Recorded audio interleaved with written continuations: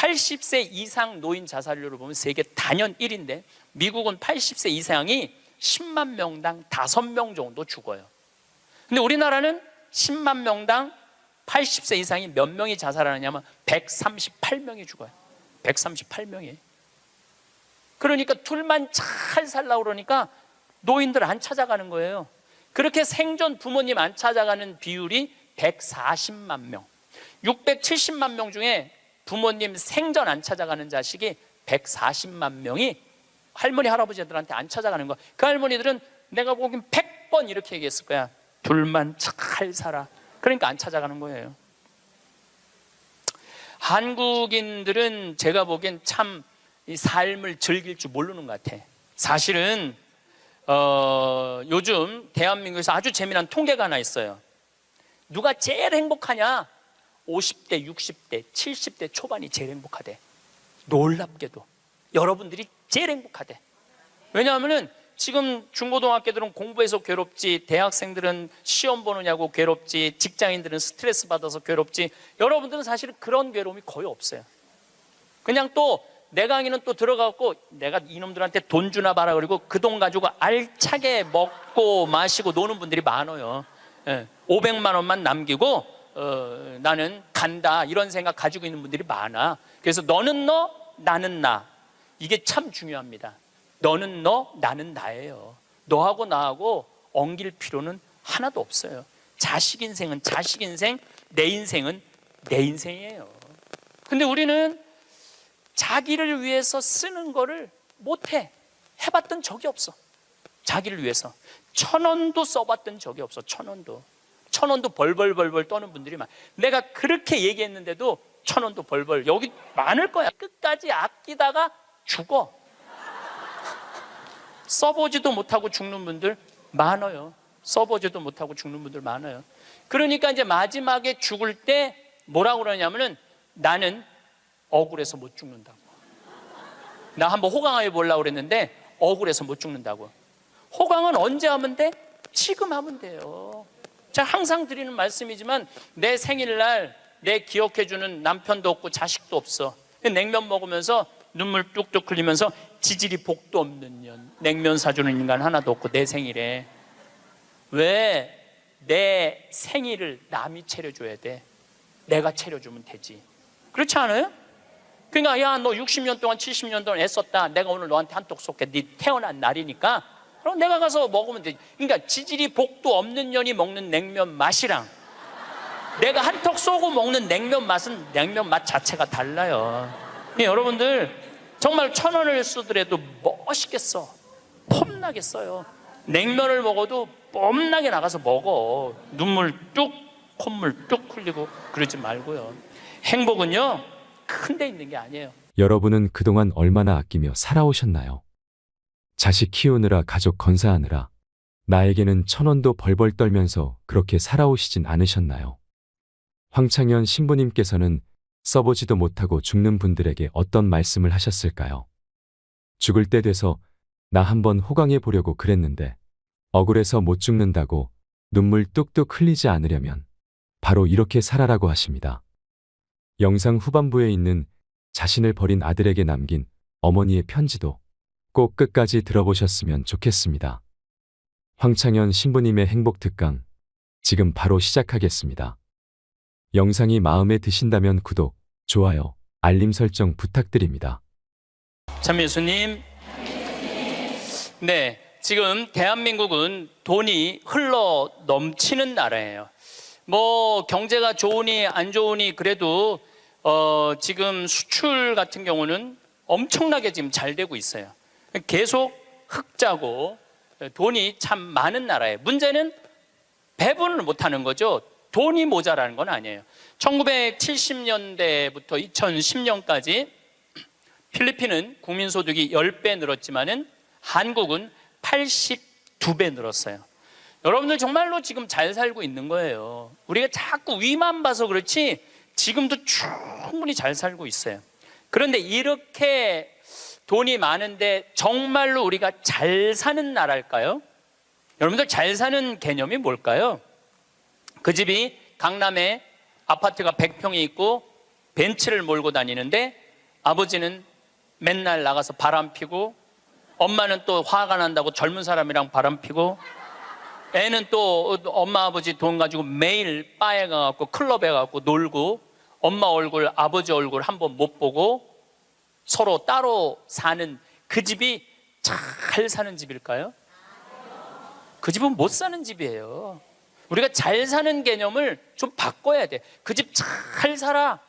어떤 집이냐면은 그냥 성실하게 직장 생활하고, 아내가 기다리는 집에 가고, 붕어빵 들고, 집에 가면 애들이 아빠 기다리고, 또 포옹하고, 같이 저녁에 밥 먹고, 산책, 손잡고 산책 나가는 집이 잘 사는 집이에요. 또 실질적으로 그런 집들도 제가 공원에 나가보면은 가족이 함께 손잡고 나오는 집 참 많아요. 근데 제가 보기에는 한국은 벤츠가 있고 강남에 100평이 있는데 못 사는 것 같아요. 왜냐하면 2003년 카드 대란 이후부터 14년 연속 세계 자살률 세계 1위예요. 자살률 세계 1위예요. 그렇게 돈이 많고 이렇게 좋은 나라인데 왜 자살률이 세계 1위일까요? 이건 잘 살지 못하기 때문에 그러는 거예요. 대한민국 전체가 잘 살지 못하기 때문에 그래요. 노인 빈곤율이 세계 1위야. 이건 정말로 생각해 볼 문제예요. 왜 생각해 볼 문제냐면은 대한민국처럼 자식한테 온갖 정성을 쏟아서 교육하는 집이 어디 있어요?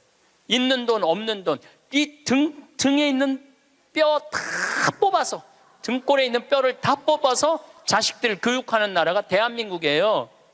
그러니까 있는 돈 없는 돈 다 주고 난 다음에 늙어서 자식이 갚아야 되는데 60살에 죽으라고 그러니, 아니 이게 갚을 생각이 전혀 없는 거 아니에요.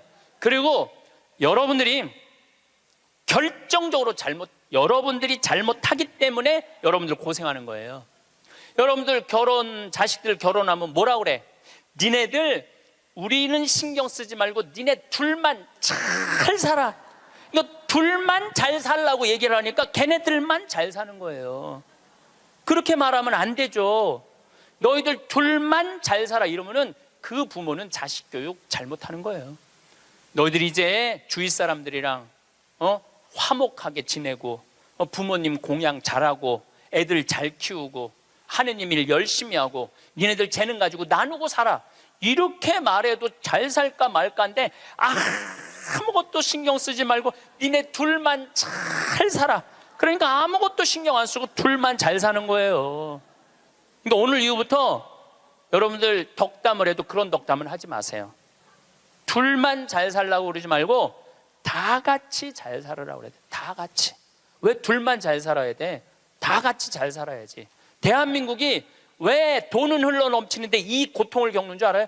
여러분들이 그렇게 가르쳐서 그래. 너만 1등해. 너만 경쟁해서 이겨야 돼. 둘만 잘 살아.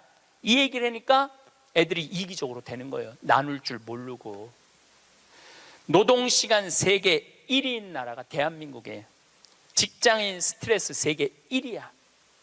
그러니까 돈은 많이 버는데 많이 죽고 늙어서는, 우리나라 노인 자살률을 보면은 정말로 앗소리가 나요. 80세 이상 노인 자살률을 보면 세계 단연 1위인데 미국은 80세 이상이 10만 명당 5명 정도 죽어요. 근데 우리나라는 10만 명당 80세 이상이 몇 명이 자살하느냐면 138명이 죽어요. 138명이. 그러니까 둘만 잘 살라고 그러니까 노인들 안 찾아가는 거예요. 그렇게 생존 부모님 안 찾아가는 비율이 140만 명. 670만 명 중에 부모님 생전 안 찾아가는 자식이 140만 명이 할머니 할아버지들한테 안 찾아가는 거야. 그 할머니들은 내가 보기엔 100번 이렇게 얘기했을 거야. 둘만 잘 살아. 그러니까 안 찾아가는 거예요. 한국인들은 제가 보기엔 참 이 삶을 즐길 줄 모르는 것 같아. 여유가 없어. 우린 극단적이야. 지난번에 그 대구 쪽에서 출마한 대통령 후보가 뭐라고 그랬냐면은, 만약에 대구 지역에서 대통령을 배출해내지 못한다면은 우리는 전부 낙동강에 가서 빠져 죽어야 된다고. 여러분들, 민주주의의 꽃은 선거예요. 선거에 내가 참여할 수 있다는 건 즐거운 일이야. 그리고 당당한 경쟁자로 할 수 있다는 건 즐거운 일이야. 떨어졌으면은 당당하게 당선된 사람한테 축하한다고 그러고, 얼마나 선거운동을 하냐고 애썼어. 그러면 다 같이 낙동강에 가서 빠져 죽을 게 아니라 다 같이 낙동강에 가서 쉬어야지. 왜 빠져 죽어? 우린 빠져 죽어야 돼. 떨어지면 빠져 죽어야 돼. 떨어지면 쉬어야 되는데 빠져 죽어야 돼. 그런데 이게 제가 보기에는 정치인들만 그러는 게 아니에요. 우리 집에서도 벌어지고 있어요. 너 이번에 대학 떨어지면 너하고 나하고 접시에 코 박고 죽자. 아니, 대학 떨어졌는데 왜 코 박고 죽어? 곧 대학 떨어진 게 뭐라고? 떨어질 수도 있는 거지. 하다가 보면은 죽을 일은 아니잖아요. 매년 입시 때 자살해요. 엄마하고 딸하고, 엄마하고 아들하고 죽자고. 아니, 애가 초등학교 1학년, 뭐 유치원은 빼고 초등학교 1학년 때부터 고등학교 3학년 12년 동안 애쓴 거야. 그럼 떨어졌으면 애가 마음이 얼마나 상처가 됐겠어요. 그러면은 어차피 너 주려고, 대학 들어가면 주려고 등록금 500만 원 마련한 거 있는데 너 이거 갖고 유럽 배낭여행이나 갔다 와라. 훌훌 털어버리고. 그럼 애도 행복하고 엄마도 행복할 거 아니야. 근데 그 500만 원 놔두고 굳이 접시에 코 박고 죽어야 되냐 이거야. 그 500만 원을 멋있게 쓰면 되지. 근데 우리는 굳이 죽음까지 몰고 가요. 저는 세계적으로 조사를 해봤어요. 정치인들이 단식을 얼마나 하나. 뭐 간디가 단식한 거 빼고는 거의 단식 안 해요. 국회의원들은 협의하고 합의하고 토론하는 게 국회의원이지 단식하는 게 국회의원이 아니에요. 단식은 약자들이 할 수 있는 마지막 행동이에요. 종교인들, 노동자들이 할 수 있는 거지. 정치인들이 왜 단식을 해? 그 똑똑한 사람들이 서로 대화하고 합의하면 되지. 근데 우리는 그런 걸 배운 적이 없어. 1등만 배워갖고 합의하고 협의할 수가 없어요. 여러분들, 출세해야지 행복할까요? 꼭 출세해야 돼요? 돈이 많아야지 행복할까요? 그냥 지금 행복하면 안 돼? 내가 보기엔 여러분들이 제일 행복한 분들이에요.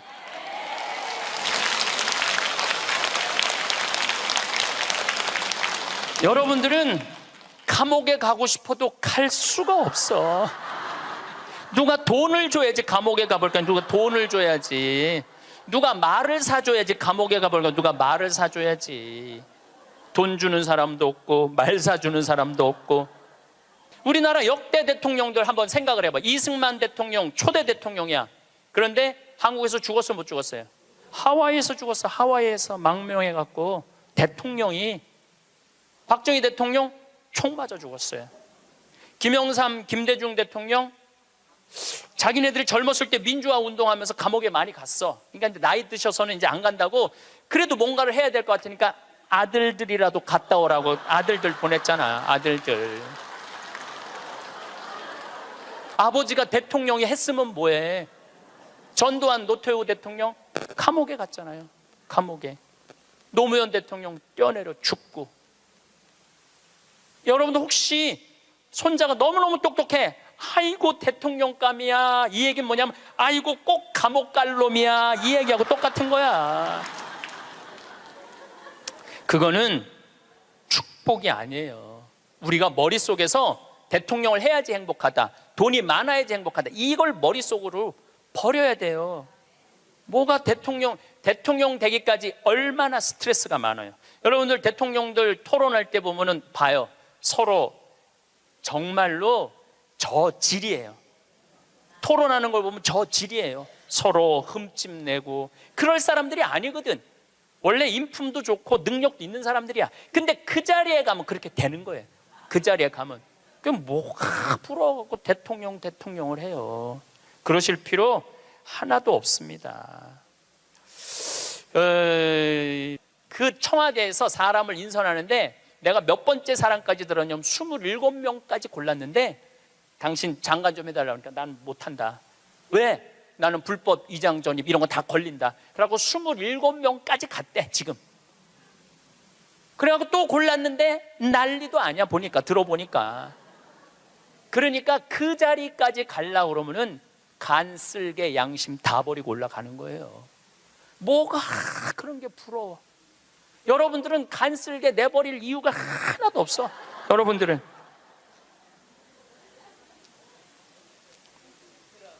사실은 요즘 대한민국에서 아주 재미난 통계가 하나 있어요. 누가 제일 행복하냐? 50대, 60대, 70대 초반이 제일 행복하대. 놀랍게도 여러분들이 제일 행복하대. 왜냐하면은 지금 중고등학교들은 공부해서 괴롭지, 대학생들은 시험 보느냐고 괴롭지, 직장인들은 스트레스 받아서 괴롭지, 여러분들은 사실은 그런 괴로움이 거의 없어요. 그냥 또 내 강의는 또 들어가고 내가 이놈들한테 돈 주나 봐라 그리고 그 돈 가지고 알차게 먹고 마시고 노는 분들이 많아요. 500만 원만 남기고 나는 간다 이런 생각 가지고 있는 분들이 많아. 그래서 너는 너, 나는 나, 이게 참 중요합니다. 너는 너, 나는 나예요. 너하고 나하고 엉길 필요는 하나도 없어요. 자식 인생은 자식 인생, 내 인생은 내 인생이에요. 근데 우리는 자기를 위해서 쓰는 거를 못해. 해봤던 적이 없어. 자기를 위해서 1,000원도 써봤던 적이 없어. 1,000원도 벌벌 떠는 분들이 많아. 내가 그렇게 얘기했는데도 1,000원도 벌벌, 여기 많을 거야. 1,000원도 벌벌 떠는 분들이. 내가 이걸 언제 아느냐 하면은 내가 할머니들이랑 성지순례를 가보면 알아요. 성당에서 이제 한 할머니들 30분이랑 성지순례를 가잖아요. 인천공항에 딱 나타날 때 보면은 처음에 몰라봐요. 성당에서 보던 할머니랑 인천공항에서 보는 할머니랑 너무 달라. 선글라스 딱 끼고 스카프 목에 딱 두르고 돈을 얼마나 하는지 여기다 딱 돈가방 딱 차고 얼마나 멋있게 나오는지 몰라요. 그래갖고 이제 딱 이제 이 파리행 비행기를 타죠. 그럼 막 가슴이 벌렁벌렁 거리죠. 드디어 내가 해외 성지순례 파리, 로마, 이스라엘을 가는구나. 그래갖고 딱 파리에 내리면은요 가이드가 버스를 딱 갖고 나와요. 근데 되게 밤에 도착하거든요. 근데 딱 파리 시내를 지나가면은 파리는 직접 조명이 없어요. 다 간접 조명이야. 이렇게 밑에서 불을 쫙, 사람이요 직접 조명은 별로 기분이 안 좋은데 간접 조명은 은은한 게 좀 고상한 느낌이 들어요. 여러분들도 좀 고상하게 살고 싶으면 집에 직접 조명하지 말고 간접 조명 쫙 해놓으면은 딱 방에 들어가 보면은 집에 거실도 직접 조명하지 말고 밑에서 싹 쌓아올려봐. 기분이 그냥 와인도 마시고 싶고 춤도 추고 싶고 그렇거든. 근데 딱 파리를 가다 보면 딱 그렇거든. 그리고 그냥 한가운데 에펠탑이 30분마다 막 반짝반짝 불, 거기 막 뭐 네온 사인 막 하면은요 기가 막혀요. 가이드가 그래요. 여기 예술의 도시 오신 거 환영한다고. 내일 아침은 뷔페에서 식사를 하시고 오전에는 모나리자 미소를 보러 루브르 박물관을 갈 거라고. 그리고 건너편에 에펠탑이 있는데 에펠탑에 가서 사진 한 장 찍고 점심 식사하시고는 몽마르트 언덕을 올라갈 거다. 몽마르트 언덕을. 저녁은 세느강에서 선상 파티를 하고 밤에는 세계에서 가장 비싼 거리 쌍젤리제 거리에서 와인을 한잔하고 호텔로 들어갈 거다. 내일 스케줄은 이렇다. 그럼 진짜 가슴이 막 벌렁벌렁거려. 근데 막 하는데 여기는 다이아나비가 죽은 도로다. 그거 꼭 지나가더라고. 보니까 역사 뭐 나폴레옹이 막 그 뭐 개선문 막 이런 거 보면은 정말로 내가 드디어 이 예술의 도시 파리를 왔구나 그런 기분이 들어요. 근데 호텔 도착 5km 전에 가이드가 딱 일어나고 또 이상한 말을 해요. 여긴 에티켓이 참 중요하다. 문을 열면 잡아주는 게 에티켓이고 여러 가지 얘기를 해요. 그런데 여러분들 내리면은 포토들이 가방을 여러분들 방에 갖다 줄 텐데 $1 팁을 주는 게 에티켓이다. 그리고 호텔에서 나올 때는 그 침대에다가 왜냐하면은 그 침대 청소하는 사람들은 월급이 없어요. 다 그 팁으로 사는 거예요. 다 이민자들이 하는 거니까 $1를 내려놓는 게 에티켓이다. 그 얘기를 딱 들으면은 할머니들이 이때부터 머리가 복잡해지기 시작하는 거야. 생각지 않았던 $2가 딱 튀어나온 거야. 생각지 않았던 $2가. 그래갖고 딱 호텔에서 딱 내리면은 정말 포터들이 막 모자를 쓰고 막 가방을 들고 가려고 하는 할머니들이 이렇게 말합니다. 놔두라고, 내가 들고 갈 거라고. 비행기 10시간을 타고 버스를 타고 얼마나 피곤해. 근데 그 큰 여행용 가방을 이제 밀고 끌기 시작하는 거예요. 그런데 한 30년 가면은 유럽의 호텔들은 엘리베이터가 다 작아요. 옛날 건물들이라 2명, 3명 들어가면 꽉 차. 그럼 또 재빠른 사람이 딱 들어가면은 이때부터 5분, 10분을 기다리면 승질이 나기 시작하는 거예요. 승질이. 로마에 도착하면 얘기하지 않아도 할머니들이 그 가방을 끌고 알아서 가요. 자기가 $1를 아끼려고. 호텔 나올 때도 까먹을 경우도 있지만 아까워. 다시는 안 오는데 그냥 나와버려. 그리고 압권이 있어요. 성지순례 끝나고 할머니들이 나한테 하는 말이 있어. 신부님, 세상에 나가보니까 매일 내 돈 뜯어먹는 도둑놈들밖에 없다고. 그리고 보통 1일 정도 순례를 나가는데 11일 동안 기억이 가방 끌고 다녔던 기억밖에 없는 거야. 가방 끌고 다녔던 기억밖에 없는 거야. 성지고 뭐고 힘들게 가방 끌고 다니면 나이는 먹었지. 그럼 보통 여러분이 한 450만 원 내고 가는 성지순례예요. 450만 원. 그러면은 하루에 $2면은 10일이면 $20야. $20. 그게 뭐가 아깝다고. 그 $1 때문에 벌벌 떨면서 놔두라고, 내가 들고 갈 거라고 그 무거운 가방을 그냥 $1 주고 땡큐 땡큐 하면 얼마나 좋아. 그런데 문제는 자기를 위해서 1,000원도 써봤던 적이 없는 거예요. 450만 원 내고 갔으면 기분 좋겠으면 얼마나 좋아. 근데 써봤던 적이 없는 거예요. 그 여행 갔다 와도 즐거웠던 기억이 하나도 없어. 완전히 도둑놈들한테 사기당한 그런 기분이야. 성지순례 갔다 왔는데. 저도 뭐 많이 다니죠. 1년에 4개월은 외국에 나가 있으니까. 이번에도 잠비아 끝나고 미국 교우들이 케이프타운, 희망봉, 아프리카 맨 끝에 거기 갔다 오고 싶다고 호텔 예약까지 다 예약해갖고 나하고 같이 갔어요. 케이프타운 호텔에 딱 가니까 진짜로 포터들이 가방 방번호 딱 찍어갖고 갖고 오더라고요. 나는요, 그 사람들한테 돈 한 번도 아낀 적이 없어요. 오면 $1 안 줘. $5 딱 줘요. $5 딱 주고 내가 한마디 하죠. Thank you. I come from Korea. 내가 꼭 얘기를 해요. 왜냐하면 중국 사람인 줄 아니까. I come from Korea. 딱 그리고 $5 주면은 눈이 이만해지면서 정말로 머리가 땅끝까지 닿도록. 그 사람들은 그걸로 먹고 사는 사람들이야. 이민자들은. 내가 나를 위해서 450만 원을 썼으면 그 이민자들한테 $1, $2, $5가 아까워갖고 그거를 아끼려고 도둑놈들이라고 그러고 사기꾼이라고 그러고. 그러니까 내가 그렇게 여유가 없는 거야. 마음의 여유가. 이번에도 애틀란타 강의를 마지막으로 했는데 호텔에서 한 4일이 있었어요.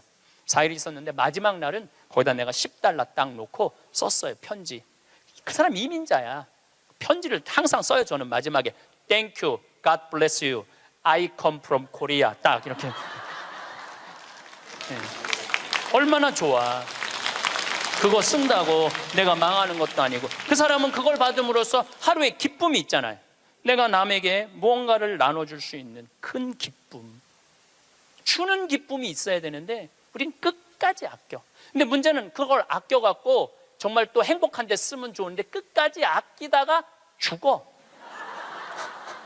써보지도 못하고 죽는 분들 많아요. 써보지도 못하고 죽는 분들 많아요. 그러니까 이제 마지막에 죽을 때 뭐라고 그러냐면은 나는 억울해서 못 죽는다고. 나 한번 호강해 보려고 그랬는데 억울해서 못 죽는다고. 호강은 언제 하면 돼? 지금 하면 돼요. 제가 항상 드리는 말씀이지만 내 생일날 내 기억해주는 남편도 없고 자식도 없어. 냉면 먹으면서 눈물 뚝뚝 흘리면서 지질이 복도 없는 년, 냉면 사주는 인간 하나도 없고 내 생일에 왜 내 생일을 남이 차려줘야 돼? 내가 차려주면 되지. 그렇지 않아요? 그러니까 야, 너 60년 동안 70년 동안 애썼다. 내가 오늘 너한테 한턱 쏠게. 네 태어난 날이니까 그럼 내가 가서 먹으면 되지. 그러니까 지질이 복도 없는 년이 먹는 냉면 맛이랑 내가 한턱 쏘고 먹는 냉면 맛은 냉면 맛 자체가 달라요. 그러니까 여러분들 정말 1,000원을 쓰더라도 멋있게 써. 폼나게 써요. 냉면을 먹어도 뽐나게 나가서 먹어. 눈물 뚝, 콧물 뚝 흘리고 그러지 말고요. 행복은요 큰 데 있는 게 아니에요. 대통령 되고 무슨 장관 되고 국회의원 되는다고 그 사람들 안 행복해요. 그 사람들 소리 지르는 거 봐요. 그 사람들 행복하겠어요? 예, 안 행복해요. 부러워할 거 하나 없어요. 이번에 9월 29일부터 10월 10일까지 황금 연휴에 황금 연휴 발칸 반도를 갔다 왔어요. 체코, 오스트리아, 슬로베니아, 그 다음에 크로아티아, 그 다음에 잠깐 보스니아 이렇게 들렀다 왔어요. 근데 제가 처음 평택 비전동 본당 신부를 할 때 나야 교우들을 너무너무 사랑하죠. 정말로 많이 아끼고 귀하게 여기죠. 정성스럽게 대하죠.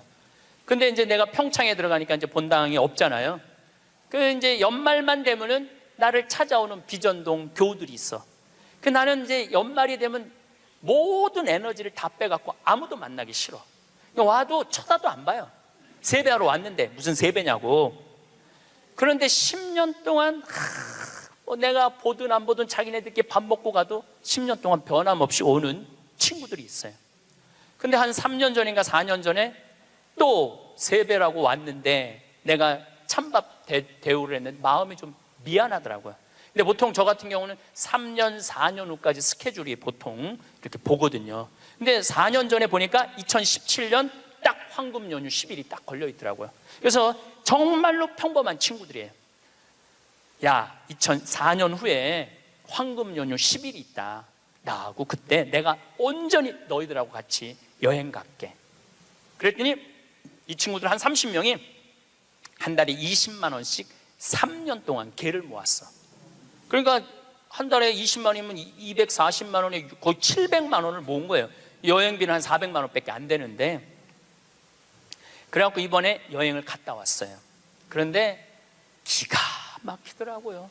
그 성지 나라도 아름답지만은 성지가 너무너무 좋더라고요. 그런데 오스트리아의 마리아 체리라는 성지를 갔어요. 여기저기 너무 다니니까 무슨 성지도 모르고 그냥 계속 가는 거죠. 근데 오후 3시 미사를 이제 경당에서 봉헌하기로 했는데 대성당에 딱 갔는데 대성당은 안 빌려줘요. 우리도 여기 지금 왜 여기 모였는지 알아? 명동 대성당 안 빌려줘서 여기 와 있는 거예요. 대성당은 잘 안 빌려줘요. 그리고 특히 우리같이 조그만 소규모의 순례객은 아예 안 빌려줘. 그것도 동양 사람들은 이게 커뮤니케이션이 안 되니까 더 안 빌려주죠. 근데 딱 성당을 이제 성모님을 이제 경배 드리려고 들어갔는데 크로아티아 사람이야. 여긴 오스트리아 성지인데 전통 복장을 입고 왔는데 브라스 밴드를 데리고 온 거야. 브라스 밴드를 데리고 와갖고 영성체후 묵상을 하는데 무슨 사연인지 모르는데 그냥 우는 거야. 신부도 울고 그 해설자도 울고 솔로한 사람도 울고 밴드들도 울고 교우들도 울고. 근데 그 음악을 연주하는데 너무 아름답더라고요. 근데 제가 2년 전에 이스라엘 성주순례를 갔는데 한 200명하고 갔는데 그중에 천주교 신자 아닌 자매가 하나 왔었어요. 근데 이 성주순례를 하면서 이게 살아있는 예수님을 느낀 거야. 그리고 거기 또 다 가톨릭 성지잖아요. 이분은 종교가 달랐는데. 그런데 거기서 딱 요르단강에서 딱 거기서 천주교 세례를 받겠다는 거야. 그래서 요르단 강물을 퍼서 그 자리에서 세례를 줬어요. 세례명이 보난데 세례를 줬는데 얼마나 내가 세례를 줬으니까 영어로 father라고 그러냐. father, 아버지 아니야. 아버지라고 그러면서 얼마나 안부도 잘 묻고 그러는지. 그래서 이번에 성주순례 데리고 갔어요. 성주순례를 데려갔는데 가톨릭 전례를 많이 못 봤잖아요. 근데 이 아름다운 전례를 보고 싶은 거야. 그래서 막 찾아갖고 야 빨리 와서 이거 가톨릭 이런 아름다운 전례가 있다. 그걸 보는데 다 우는 거야. 성가를 부르면서. 근데 그 성당의 그 울림이 얼마나 좋아요. 그 옛날 성당들이 울림이 얼마나 좋아. 기가 막히더라고. 그걸 한참 보고 있다가 보는데 3시 미사에 내가 제의를 입어야 되는데 5분을 지난 거야. 그래갖고 제의를 못 입었어요. 그래갖고 이제 제의를 입고 그 경당에 가려고 그랬더니 폴란드에서 성주순례 온 신부하고 교우들이 그 경당에 들어가 버린 거야. 그러니까 우리는 미사할 데가 없어진 거예요. 미사할 데가. 그 들어갔는데 어떻게 나오라고 그래? 우리 거니까 나오라고 그럴 수가 있어요. 그런데 이제 우리는 산에를 올라가야 되는 거야. 산에를. 대성당은 꿈도 못 꿨고. 그 이제 제대 그 제의실 맡는 형제가 제가 보니까 평신도 갔더라고요. 안 된다고. 저기 산으로 올라가야 된다고. 30분을 또 버스 타고 또 올라가면 우리 스케줄이 다 엉망이 되는 거잖아요. 너무너무. 근데 내 마음에 간절하게 대성당에서 미사를 봉헌하고 싶은 거야. 그 본당 신부가 나왔어요. 대성당에서 미사하고 싶다고. 바실리카거든요. 그랬더니 코리아에서 왔냐고 그래서 우리 코리아에서 왔다고. 그럼 대성당에서 하라고. 네, 대성당에서 하라고. 이거 아직 박수 칠 것도 아니에요 지금. 대성당에서 하라고 그랬는데 또 내가 키가 조그마니까 짧은 제의를 그 신부님이 다 찾아서 나를 입혀주더라고. 신부님이 막 그때부터 가슴이 뛰기 시작하는 거예요. 근데 그날은 이제 우리 부관장 신부님 미사 봉헌하는 때인데 우리가 입당을 해갖고 성가를 하는데 이때부터 가슴이 미어지기 시작하는 거예요. 이 아름다운 성지에서 이렇게 미사를 봉헌할 수 있게 막 정말 입이 안 떨어지는 거예요. 근데 딱 강론을 시작하는데 우리 부관장 신부가 성모님 노래를 하는데 그 노래도 기가 막히게 잘하는데 성당을 혼통 감싸 안는 거예요. 그러니까 순례 온 외국 교우들도 너무너무 아름다우니까 다 쳐다보더라고요. 난 눈을 뜰 수가 없었어. 눈 뜨면 울까 봐. 하여튼 너무 은혜로운 미사를 하고 딱 이 성지가 뭔가 봤더니 이 성지는 850년 된 성지야. 성모님이 여러분들 사진에 있어. 성모님이 예수님을 손으로 이렇게 잡고 있는 그 왕관을 쓰고. 그런데 얼마나 기적이 많이 일어났으면 그 목발이 수백 개가 있었대요. 목발 짚고 왔다가 다 두고 간 거죠. 근데 이제는 너무 기적을 바라갖고 다 친 거야. 다 치고 이제는 2차 세계대전 끝나고 난 다음에 세계 평화를 위해서 기도하라고. 근데 거기에 베네딕토 교황, 프란치스코 교황님이 다 다녀가신 성지야. 거기서 미사를 한 거야. 거기서 미사를 봉헌할 수 있었으니 이게 얼마나 이게 신나는 일이에요.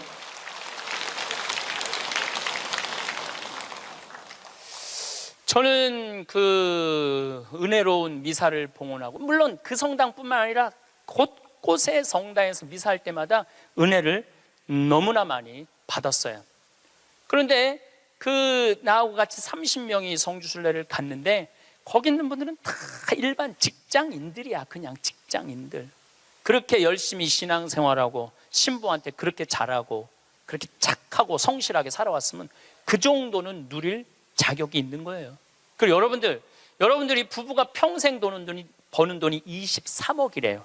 평균 대한민국에서 23억을 벌고 나를 위해서 500만 원 그 아름다운 성지순례 한 번을 못 가? 그리고도 지질이 복도 없는 년 성지순례에 보내주는 사람도 없고. 누가 가면 돼? 내가 가면 돼. 내가. 남이 왜 내 행복을 남편한테 떠넘겨? 왜 내 행복을 자식한테 떠넘겨? 내 행복의 주인공은 누구야? 나야. 내가 나를 행복하게 해주면 돼요. 내가. 남한테 바랄 거 하나 없어. 섭섭할 것도 하나 없어요. 저는 이 가장 잔인한 부모가 자식 판검사 만드는 부모가 가장 잔인하다고 생각해요. 여러분들 판검사 되려고 그러면요, 태어나서부터 공부하기 시작해야 돼. 얘네들 태어나서부터 누워있으면 기역, 니은, 디귿, 리을 돌아가야 돼. 얘네들은. 그리고 초등학교, 중고등학교 때 해가 뜨는지 달이 뜨는지 모르고 살아야 돼요. 여러분들 그 특목고 들어가려고 그러면 새벽 2시, 3시까지 공부해요. 학원에서 그렇게 시켜요. 그렇게 공부를 해야 돼. 그러니까 얘네들은 행복이 뭔지 잘 모르는 애들이야. 그리고 엄마 나 좀 놀러 좀 갈 거야. 친구들하고 이번 토요일. 이놈의 새끼야, 네가 놀러 갈 시간이 어디 있어. 너 공부 열심히 해서 서울대학 들어가갖고 삼성에 취직해서 그때부터 너 행복해. 여러분들 1살부터 30살까지 안 행복한 애가 삼성에 들어가는 날부터 행복할까요? 저는 그런 일은 없다고 생각해요. 그냥 쭉 행복한 애가 행복하게 사는 거예요. 공부해갖고 좋은 자리에 가갖고 행복할 수가 없는 거예요. 그러면은 대학교 들어가갖고 사법고시 시험 본다 그러면은요, 정말로 코피 터져가면서 일해야 돼. 공부해야 돼요. 엉덩이에 땀띠 나면서 공부해야 돼. 그래갖고 사법고시를 합격을 했어. 보통 1000명 정도 뽑거든요. 만약에 안 뽑을 때는 500명 뽑고 연수원에서. 그럼 사법고시 합격했다고 다 판검사 되는 게 아니에요. 1등부터 100등까지 판사, 100등부터 200등까지 검사, 200등부터 1000등까지 변호사야. 변호사 중에 반 이상은 지금 300만 원도 못 번대요. 그렇게 청춘을 다 날리고 학창시절을 다 날렸는데도 돈 못 벌어요. 그러면 정말로 우리 집에 판검사가 나타나, 평창에는 막 판사가 됐으면 사법고시 합격하면은요, 읍내 막 이 사법고시 합격, 누구네 집 자녀, 셋째 자녀 합격 막 걸어놓고 난리도 아니야. 정말로 신나요. 우리는 사무관만 승진해도 누구 사무관 축하 막 이렇게 걸어놔요. 그래갖고 판사가 됐어. 그러면은 미래가 창창하고 앞날이 활짝 펼쳐질 것 같아요. 만나는 사람이 누구냐면은 살인범, 강간범, 사기꾼, 강도들 만나는 거예요. 평생. 여러분들, 사람이요, 누구를 만나고 사느냐에 따라서 그 사람의 행복의 질이 결정돼요. 누구를 만나고 사는. 아니, 판사 재판을 해야 되는데 집에 와서도 저놈이 정말 죽였을까 안 죽였을까 이런 생각을 평생 하고 사는 판사가 뭐가 부러워요? 그리고 자기 자식 판사로 밀어넣는 부모가 훌륭한 부모예요? 저는 그렇게 생각하지 않아요. 하고 싶은 일을 하고 살아야 돼. 사람은 하고 싶은 일을. 제일 하고 행복한 사람이 누구냐 하면은 사진 작가래요. 지금 촬영하는 저분들 제일 행복한 분들이래. 사진 작가들 제일 행복하다고 그래요. 아름다운 거 찍잖아요. 그리고 제일 보람을 느끼는 건 성직자들. 신부님, 저 신부님 때문에 자살하려고 그러다가 자살 안 하고 저 지금 잘 살고 있어요. 신부님 때문에 술 끊었어요. 신부님 때문에 우울증 고쳐졌어요. 그런 얘기 들을 때마다 아, 내가 이 자리에 있어야 되겠구나, 그런 생각을 많이 하죠. 제가 이 본당 신부 때 어떤 친구가 있었느냐면 전국 학력고사 수석, 서울대 수석, 법대 수석, 사법연수원 수석한 친구가 있었어요. 20년 전 얘기예요. 근데 이 친구는 다 대법관 후보라고 그랬어. 근데 이 친구는 바로 로펌 회사로 빠졌어요. 법률 회사로. 판사 임용을 신청하지 않았어요. 왜 법률 회사로 빠졌느냐? 그랬더니 하는 말이, 신부님, 소신 재판할 자신이 없습니다. 소신 재판할 자신이 없습니다. 자, 여기서 우리가 이거 묵상거리입니다. 어떤 묵상거리냐 하면은 그 똑똑한 애들이, 그 능력 있는 애들이 판사가 돼갖고요, 위에 눈치 봐가면서 재판하는 거예요. 그것처럼 잔인한 일이 어디 있어요? 대개 또 정치 판사가 되면은 내가 이명박 줄에 서야 되느냐, 박근혜 줄에 서야 되느냐, 문재인 줄에 서야 되느냐 이러고 사는 거예요. 여러분들이 그런 고민해요? 내가 이명박 줄에 서야 되느냐, 박근혜 줄에 서야 되느냐, 문재인 줄에 서야 되느냐? 그들의 고뇌에 비하면 여러분들은 행복한 고민하는 거예요. 부러워할 게 뭐 있어? 그러니까 유럽에 내가 그 친구들하고도 얘기를 좀 해보면요, 이 뭐라 그래? 이거 저기 뭐야, 식당에서 이 서빙하는 사람도요, 자기는 이 일이 좋다는 거예요. 나는 이거 하고 여행도 다니고 난 너무너무 즐겁다는 거. 어떠냐면 내가 손님들한테 대접하고 팁 받고 나 행복하게 살고. 그러니까 유럽은 가면 할머니 할아버지 서빙들이 많아요. 할아버지들이 멋있게 넥타이 매고. 근데 우리나라에서는 60된 할아버지가 서빙하면은 저 늙어갖고 저 뭐 하는 짓이냐고 이제까지. 그러니까 제가 말한 너는 너, 나는 나야. 그냥 나 생긴 대로 살면은 되는 거야. 뭐 그렇게 남을 부러워할 게 뭐 있어요? 제가 그 우리 생태마을에 직원이 하나 있어요. 뉴욕에서 온 직원인데 뭐 중국어도 잘하고 영어도 잘하고 일본어도 잘하고 저한테 많은 도움을 주죠. 근데 그 아들이 하나 있는데 이 아들이 메리앤 첫 고등학교를 나왔어요. 케네디가 나온 고등학교에. 이 학교는 등록금이 1년에 고등학교인데 1억이야. 1년 등록금이 1억. 그러니까 보통 사람들은 못 가는 학교죠. 되게 중동의 귀족들, 왕족들, 미국의 최고 돈 많은 애들이 오는 거예요. 이 학교는 애들이 학교 올 때 자가용 타고 안 온대요. 비행기 타고 오지. 무슨 자가용이야. 근데 이 140년 된 학교인데 우리 그 아들이 그 메리앤 촉고등학교에 동양인 최초로 학생 회장이 됐어요. 그리고 얘는 콜롬비아 대학 4년 전액 장학생으로 졸업을 했어. 집이 망해갖고 전액 장학생 졸업했어. 얘는 이제 월가에 가면은 돈방석에 앉는 애예요.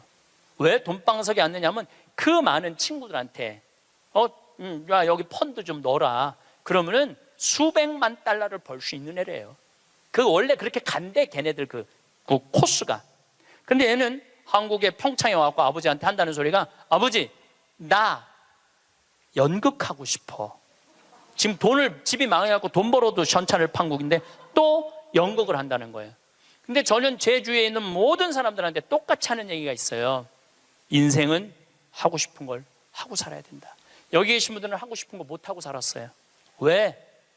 여기 50, 60, 70대, 특히 60, 70대 여기 우리 자매님들은 대학 가고 싶어도 네가 무슨 대학이야, 오빠가 가야지, 남동생이 가야지. 그래서 희생당하고 그 다음에 공장에 가고 돈 벌어. 힘들어도 다 집안을 위해서 희생하고 살았어. 그때는 못 살 때였어요. 근데 지금은 다 잘 살아. 정말로 잘 살아요, 대한민국. 물론 못 사는 사람들도 있지, 못 사는 사람들도 있지만 대체적으로 보면 다 잘 살아요. 다 잘 살아. 아무리 못 살아도 집에 자가용 하나씩 다 있어. 잠비아에서는 꿈도 못 꾸는 그만큼 잘 살고 있어요, 여러분들. 그러니까 마음대로 하고 싶은 대로 해도 되는 나라예요, 이제. 그래서 해라 라고 얘는 NYU, 조지 클루니라는 영화 배우가 졸업한 유명한 뉴욕 주립대학교 대학원을 갔어요. 영국 영화학과. 그리고 2년을 학교를 다녔죠. 그리고 졸업을 작년 5월 달에 했어요. 그러니까 이제는 뭐를 해야 돼? 연주를 해야 될 거 아니야. 오디션을 봤는데 시카고에서 조지 해밀턴이라는 뮤지컬이 있어요. 해밀턴은 미국의 독립 아버지야. 3인의 독립 아버지야. 시카고에서 6개월 동안 했는데 1800석 6개월 전성 매진이래요. 근데 얘가 오디션을 봤는데 뭐에 됐느냐면 조연의 대타. 조연이 아프면은 나가서 하는 대타로 됐어요. 근데 조연의 대타도 대단한 거죠. 왜냐하면은 6개월 동안 받는 돈이 10만 달러니까 1억이니까 1억. 조연의 대타도 1억. 조연의 대타도 6개월을 끝났어. 그러니까 또 오디션을 또 봐야 될 거 아니에요. 이번에 이 친구가 5월 달 끝날 때쯤 오디션을 봤는데 이번에는 바로 브로드웨이에 가갖고 줄리 테이머 감독이라고 있어요. 이 사람은 누군지 모르죠? 스파이더맨은 알죠? 스파이더맨 만든 감독이에요. 그 다음에 라이언 킹 제작한 감독이에요. 세계적인 감독이죠. 이 감독이 이번에 M 버터플라이라는 연극을 하는데 거기에 주연으로 캐스팅이 됐어요. 주연으로 한국인 최초로 캐스팅이 됐는데 이 지난 10월 27일 며칠 전에 첫 공연을 했어요. 아버지가 갔다 왔어. 사진, 사인도 나한테 해서 다 보냈더라고요. 이 5개월 연극인데 50만 달러래. 한 달에 1억씩 버는 거, 한 달에 1억씩. 돈을 버는 게 중요한 게 아니라 하고 싶은 일을 하는 게 중요한 거예요. 하고 싶은 일을 하는 게. 그러니까 얘가 줄리 테이머 감독의 캐스팅이 됐다니까 조지 해밀턴 시카고에서 마지막 공연을 조연의 대타한테 어떻게 했냐면 마지막 공연 3시, 7시 공연을 주연을 줬어요. 우리 잊지 말라고. 브로드웨이에 가도 우리 잊지 말라고 주연을 줬어. 주연을 줬는데 얘는 뮤지컬 배우, 연극 배우로서 치명적인 결함이 있어요. 나보다 키가 조금 더 커요. 그런데 마지막에 공연하는데 커튼콜을 하는데 15분 동안 커튼콜을 앵콜 박수를 치더라고요. 근데 키가 워낙 작으니까 다른 스태프들하고 같은 연극하는 친구들하고 하이파이브를 하는데 뛰어서 하이파이브를 하더라고요. 그런데도 15분 동안 앵콜 커튼콜을 했어요. 이 친구가 나한테 편지했어요. 신부님 정말로 감사하다고. 신부님의 배려, 유머, 내가 많이 웃긴가 봐요 걔한테. 신부님의 유머, 배려, 사랑으로 자기네 가족이 이렇게 행복하게 됐다고. 자기는 돈 많이 벌어서 신부님 생태마을에 돈 갖다 주는 게 자기 미션이래, 미션. 근데 저는 그 친구한테 돈 받을 생각 전혀 없어요. 나는 청국장 팔아서 쓰면 돼. 왜 내가 그 힘들게 버는 돈을 뺏어서 써요. 청국장 팔아서 쓰면 되는데 그 자기가 하고 싶은 일을 하는 그 친구를 보면서 누가 행복하냐면 내가 참 행복하더라고요. 여러분 보면은요, 내가 뉴욕에 강의 갈 때 보면 강사료 다 주고 왔어. 쓰라고. 학비에 $1,000, $2,000. 그러니까 그런 젊은 친구들한테 장학금을 주고 용돈을 주는데 잘 되니까 너무 행복하더라고요. 만약에 이 친구가 증권가에 갔다면 친구들 뒤치다거리 하고 있었을 거예요. 그렇지 않겠어요? 뭐 그 친구 술 같이 마셔주고 어려운 일 해결해주고. 근데 지금은 얼마나 세계적인 스타로 우뚝 섰어요. 그러니까 인생은요, 하고 싶은 걸 하고 살아야 돼. 여러분들은 지금부터는 자식들 눈치 보지 말고 여러분들 하고 싶은 거 하고 사세요. 예. 여러분들이 맛있는 거 먹고 싶으면 가서 사 먹고, 그 다음에 여행 가고 싶으면 가고. 지난번에 크로아티아 간 친구들이 너무 행복하다는 거야. 그래서 다음에는 과달루페 가자고. 멕시코 과달루페. 그래서 개를 뭘 파냐 보니까 그래서 갈 생각도 있어요. 같이. 전 과달루페를 2번 갔다 왔거든요. 하느님 만나는 거는 돈을 좀 써야 돼. 그냥 가만히 있는다고 만나죠. 하느님이 활동하시는 곳에 가서 체험을 해야지. 이어서 다음 시간에 그 뒷이야기를 하도록 하겠습니다. 감사합니다.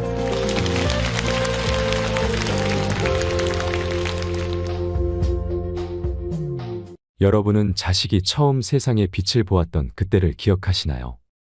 우렁찬 울음소리, 빨간 팔다리, 작고 소중했던 아이를 기억하시나요? 그리고 많은 분들이 평생을 자식만을 위해 살아왔을 것입니다. 아이가 커서 말을 하고 학교에 가고 취업을 하고 결혼을 해서 아이를 낳고 그렇게 한 사람의 인생을 가장 처음부터 옆에서 지켜보셨겠지요. 세월이 지나 생각해보니 삶은 힘들었어도 마음만은 세상의 모든 것을 주고 싶었고 원하는 건 뭐든지 다 해주고 싶었던 것이 부모 마음인 듯합니다. 하지만 대개 그런 사랑은 조금이라도 돌려받으면 다행이지만 일방통행으로 끝나는 일도 드물지 않습니다. 바라고 베푼 것이 아니지만 그 사랑이 상처로 돌아오는 일도 빈번합니다.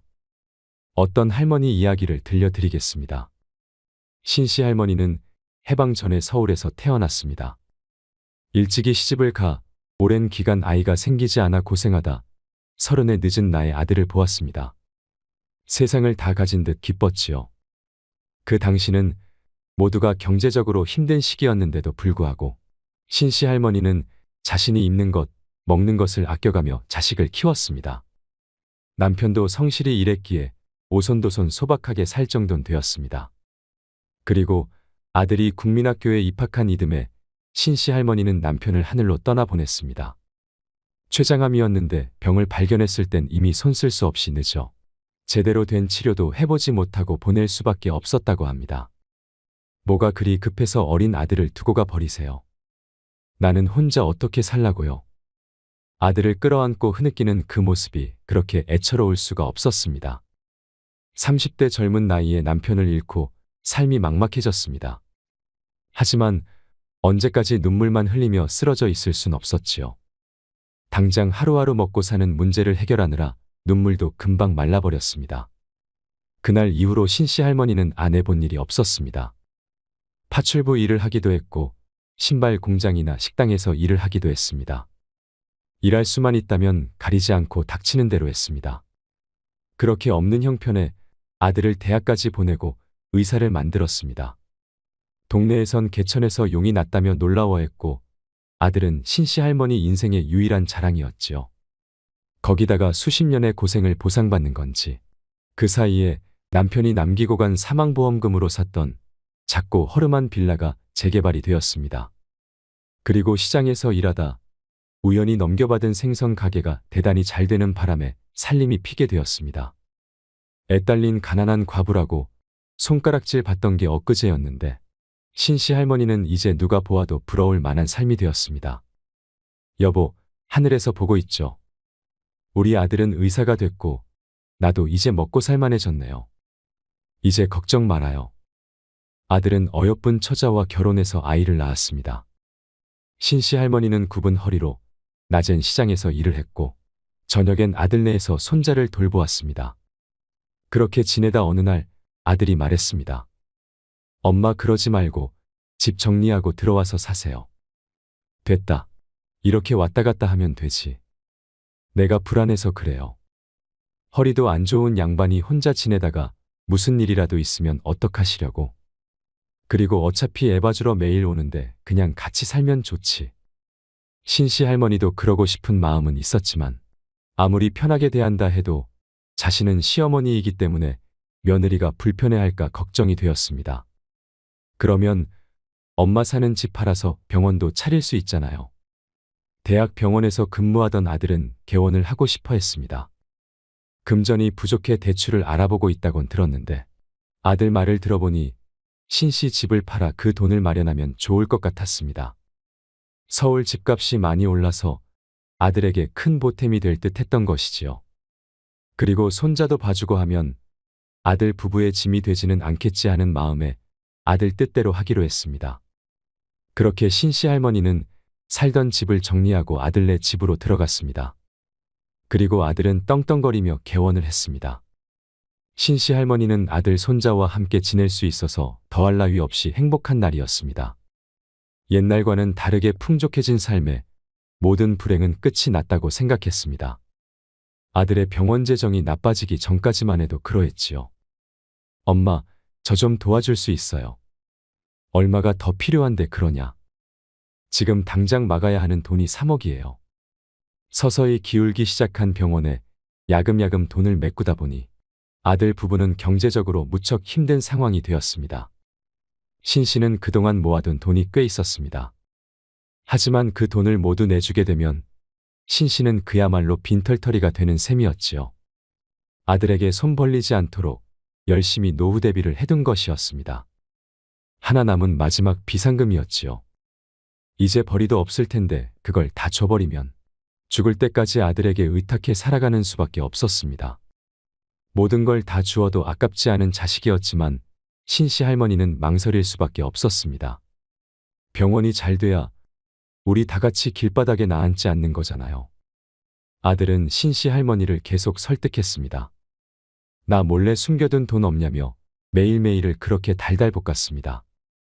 아파트 대출은 안 나온다니. 이미 다 끌어다 썼죠. 엄마가 저에게 쓰는 돈이 아까워서 그래요. 아들이 하던 말을 멈추고 쳐다보았습니다. 아니 무슨 그런 말을 해. 마지막으로 도와준다고 생각하면 안 돼요. 힘들게 의사 됐는데 이렇게 망할 순 없잖아요. 당연히 그렇지. 내일 일찍 은행 가서 입금해 주마.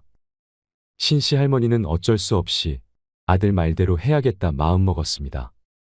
그러곤 걱정에 잠 못 이룬 그날 새벽, 우연히 아들 내외가 대화하는 소리를 듣게 되었습니다. 아들은 흐느끼고 있었습니다. 당신도 알잖아, 나 어떻게 컸는지. 아버지도 돌아가시고 엄마는 바빠서 혼자 집에서 매일 라면 끓여 먹으면서 공부했어. 알죠? 나 때문에 희생한다고 생각하는 엄마 때문에 숨막히게 살았어. 가난이 지긋지긋해서 이 악물고 죽어라 공부해서 의사가 된 거야. 우리 가족을 위해서였어. 근데 낮에 엄마한테 도와달라고 했는데 망설이시는 거야. 내가 나 혼자 좋자고 이러는 게 아닌데. 신씨 할머니는 순간 벼락이라도 맞은 듯한 기분이 들었습니다. 아들이 고등학생 때 그동안 해준 게 뭐가 있느냐며 소리치던 때가 생각났습니다. 돈 버느라 바빠 아들을 늘 혼자 둔 것이 신씨 할머니에게도 평생의 한이었는데 그때 그 소리를 듣고 사무쳤던 감정이 되살아나는 듯 했습니다. 한편으론 가슴이 쓰리고 헛헛한 마음도 들었지요. 아들만을 위해서 열심히 살아왔지만 그 정성이 아들에게 닿지는 못했던 듯 싶었습니다. 그때도 그랬고 지금도 그러한 듯 했기에 죄책감에 눈물만 주르륵 흘렀습니다. 해가 떠오를 때까지 뜬 눈으로 밤을 지새고 이른 아침 아들을 불렀습니다. 이번에 가게를 팔 참이다. 허리 때문에 더는 일을 못하겠다. 그리고 그 돈은 너 주마. 갑자기 무슨 말씀이세요? 마침 신씨도 허리 통증이 악화되어 더 이상 일을 하지 못하는 지경에 이르러 최근에 가게를 팔아야겠다는 생각을 하고 있었습니다. 그렇게 노후 자금으로 저금해 두려던 돈을 아들에게 주기로 마음먹었습니다. 그 돈 뒀다 뭐하니? 어차피 나 죽으면 다 네 돈인데. 엄마 고마워요. 요즘 병원에 손님도 늘고 있고 조금 있으면 아파트도 들어선대요. 엄마는 집에서 애 보면서 편하게 쉬어요. 알았다. 아들은 크게 기뻐하며 신씨 할머니를 얼싸안았습니다. 그렇게 기뻐하는 아들을 본 신씨 할머니도 그동안 열심히 살아서 아들이 힘들 때 도와줄 수 있게 되어 뿌듯했습니다. 아들에게 미안했던 마음도 조금은 나아지는 듯 했습니다. 다행히 병원은 재정을 회복했고 신씨 할머니는 아들에게 용돈을 받으며 살게 되었습니다. 물론 그 돈은 손자 용돈과 간식값으로 다 나갔지만 여전히 자신에게는 돈 쓰는 법을 모르는 신씨 할머니는 그저 행복했습니다. 혹여나 며느리에게 민폐 끼치지 않을까 조용조용히 살았습니다. 바쁜 아들 내외를 위해 새벽에 일어나 밥을 차리고 밤늦게 들어와도 따뜻하게 갓 지은 밥을 먹였습니다. 손자가 크자 신씨 할머니는 넓은 집에 혼자 있게 된 나날이 늘었는데 가족만을 위해 살아온 삶이라 취미 하나 없는 신씨 할머니는 집안 일만 하며 집에서 홀로 시간을 보냈습니다.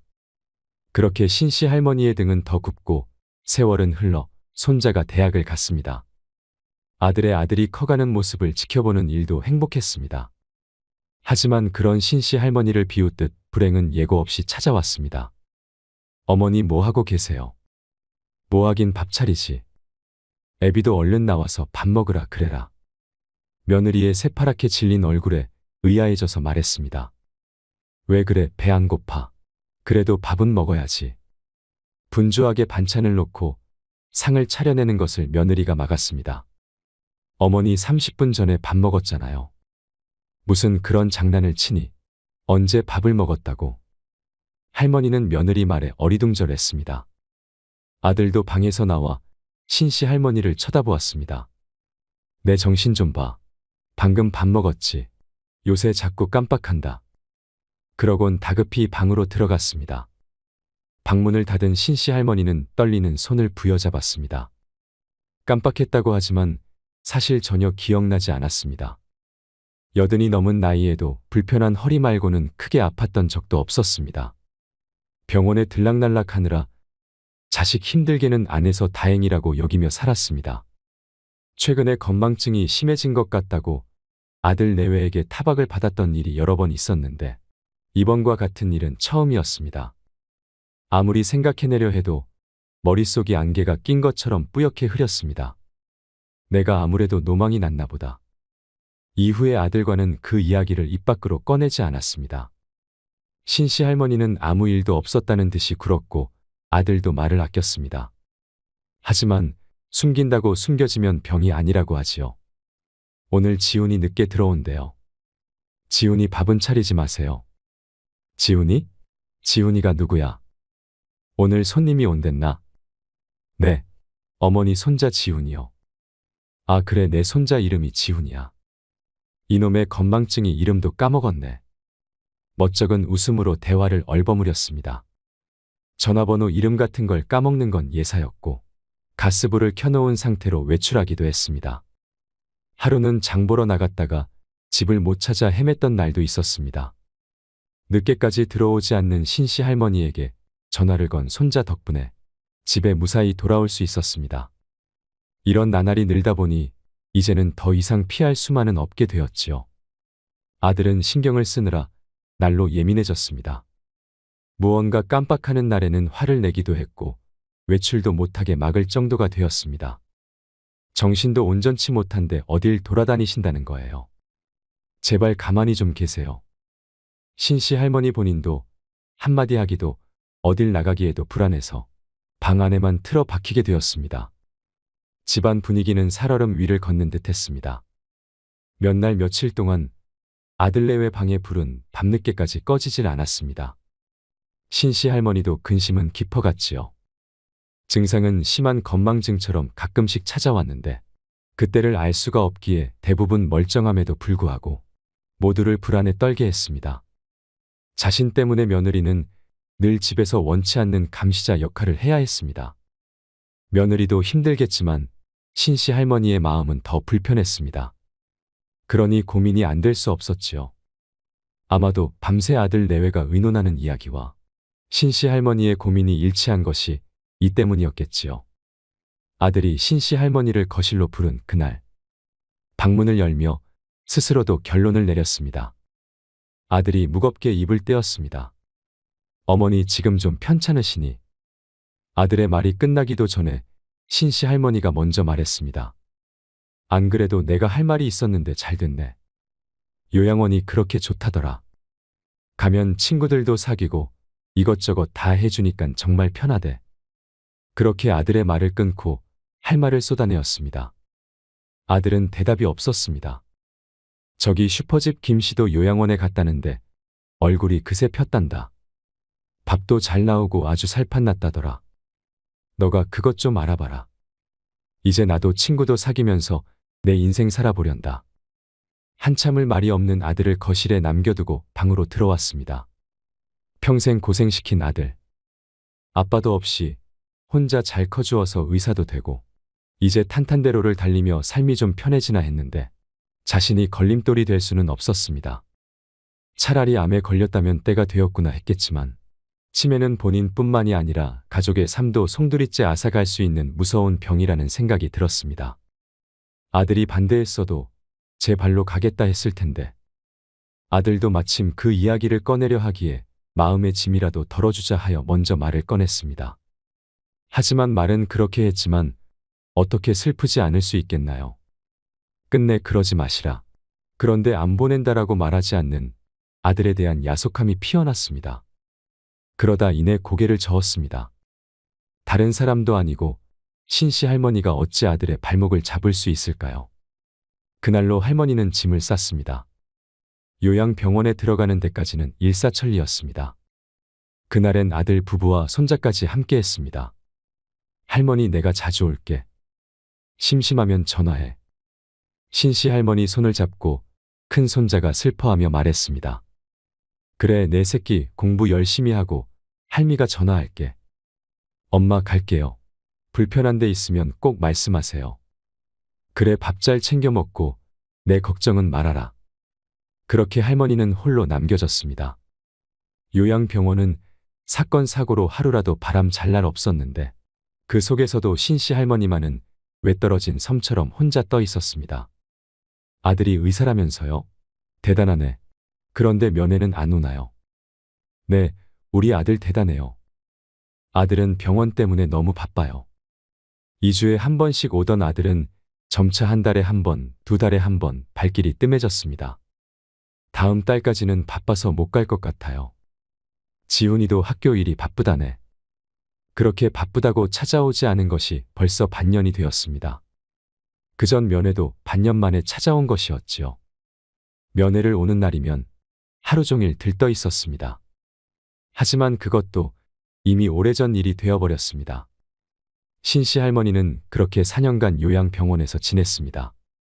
치매는 시간이 지난다고 쉽게 낫는 병이 아니라 신씨 할머니의 정신도 맑을 때 흐릴 때가 오락가락했습니다. 정신이 돌아올 때면 핸드폰을 붙잡고 전화번호를 눌렀다 지웠다 했지요. 진료 시간에 자꾸 전화하시면 안 돼요. 지금 바빠서 나중에 제가 다시 걸게요 하고 다시 울리지 않는 전화를 바라보다 지치기를 여러 번. 행여나 바쁜 아들이 신경 쓸까 차마 다시 전화를 걸지는 못했습니다. 멀쩡하던 사람도 병원에 가둬두면 없던 병까지 생기는 법입니다. 신씨 할머니의 병세는 더욱 악화되었고 자신이 누구인지도 모르는 나날이 많아졌습니다. 그런 그녀를 옆에서 잘 돌봐주는 사람은 없었지요. 정신이 들지 않는 날에는 간병인과 몸싸움을 벌이기도 했고 아들이 데리러 온다며 창문 밖으로 몸을 던지려고 하기도 했습니다. 그래서 점점 침대에 손과 발이 묶여 있는 날도 많았습니다. 할머니 제발 짐 좀 싸지 마세요. 아들이 데리러 안 온다니까요. 이거 다시 정리하려면 너무 힘들어요. 아니에요. 우리 아들이 의사인데 오늘 나를 데리러 온대요. 우리 아들 퇴근 시간에 맞춰서 따뜻한 밥 지어 먹여야 해요. 의사면 뭐해요? 여기에 지엄마 버리고 찾아오지도 않는데. 우리 아들 욕하지 마라 하며 간병인 머리를 쥐어뜯고 할퀴어 또다시 침대에 묶이기도 했습니다. 그러다 신씨 할머니는 간암 사기 진단을 받았습니다. 힘든 병이 하나도 아니고 둘이나 찾아왔는데 연로하여 이겨낼 힘이 없었습니다. 그런데도 아들은 찾아오지 않았습니다. 매일 온다던 손자는 한 번도 본 적이 없었습니다. 그렇게 아들의 발길이 끊어지자 신씨 할머니는 하루가 다르게 생기를 잃어갔습니다. 그러다 정신이 드는 날이면 침대에 엎드려 무언가를 써내려갔습니다. 머리에 안개가 꼈다 개었다를 반복하다 신씨 할머니는 결국 간암으로 세상을 뜨고 말았습니다. 그제서야 찾아온 아들은 침대에 고요하게 누워있는 할머니를 바라보았습니다. 슬픈 듯 보이기도 화가 난 듯 보이기도 했고 어쩌면 한편으론 후련했을지도 모르지요. 장례는 요양병원 옆에 있는 장례식장에서 치러졌고 손자는 뒤늦게 오열했고 며느리도 조용히 눈물을 훔쳤습니다. 찾아오는 이는 죄다 아들의 지인이었고 신씨 할머니와 알고 지낸 사람은 단 하나도 없었습니다. 장례 마지막 날 늦은 시간 혼자 앉아 술잔을 기울이던 아들에게 어떤 이가 찾아왔습니다. 신씨 할머니 소지품에서 나온 건데 전해드리려는 걸 깜빡하고 제가 며칠 가지고 있었네요. 이게 뭡니까? 글쎄요, 무슨 편지 같은데 매일 엎드려서 뭘 적고 계시더라고요. 아내는 안 봤어요. 네, 감사합니다. 한참을 앉아서 봉투만 쳐다보다 뒤늦게 열어보았습니다. 얼마나 접었다 폈다 했는지 종이가 꼬깃해져 있었습니다. 아들은 천천히 종이를 펼쳐 보았습니다. 꼬불꼬불 지렁이 같은 글씨로 꾹꾹 눌러 쓴 글이었습니다. 글을 읽은 아들은 그 자리에 엎드려 대성통곡을 했습니다. 아들에게 내 아들로 태어나 나를 어미라 불러주고 내가 내 아버지 곁으로 가는 날까지 힘든 세상을 살아갈 힘을 줘서 고마웠다. 못난 어미의 아들로 태어난 탓에 힘들었지. 그럼에도 이렇게 훌륭한 사람으로 커주어서 나는 내가 너무나 자랑스럽다. 내가 병원에 들어오고 네가 무척 괴로워했던 것을 안다. 내 모든 걸 주어도 아깝지 않은 아들아. 내가 내 곁을 지키지 못하는 어느 날에 내가 눈을 감아도 스스로를 탓하지 말아라. 행복했던 기억만을 간직한 채로 내 아버지에게 돌아가는 어미를 기쁜 마음으로 배웅해 주어라. 나의 아들로 태어나 주어 정말로 고맙다. 남들은 아들밖에 모르는 바보라고 손가락질하지만 나는 다시 태어나도 너의 어미로 태어나고 싶다. 또다시 병들고 너와 헤어지게 되더라도 일평생 너를 사랑하며 그렇게 살고 싶다.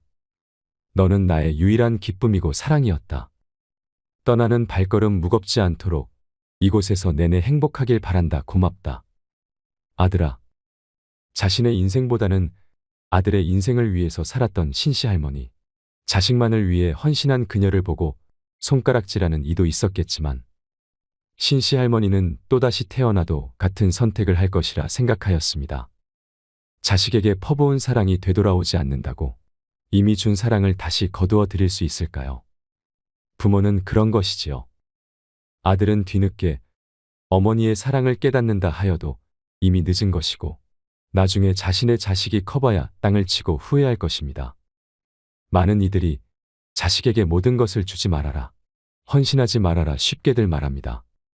하지만 그것이 말처럼 쉽지는 않겠지요. 내 자식을 위하지 말라는 말을 어떻게 쉽게 실천할 수 있을까요? 하지만 자신의 인생 한번 제대로 살아보지 못한 신씨 할머니가 딱하다는 것도 사실일 것입니다. 누군가의 어머니이기 이전에 한 사람의 인간이기 때문입니다. 여러분, 자식이 최고고 내 인생 가장 소중한 사랑이겠지만 가끔은 스스로를 위해서도 살아보시길 바랍니다. 자식의 행복을 바라는 만큼 자신의 행복을 위하는 일도 해보세요. 저는 오늘부터 행복해지기 위해 노력하고 싶습니다. 황창현 신부님의 말씀처럼 더 나이 들어서 행복해지지 말고 지금부터 바로 행복하게 살아가려고 합니다. 부디 여러분들도 그러하길 바랍니다. 이상으로 책틀맨이었습니다. 함께 해주셔서 감사드립니다.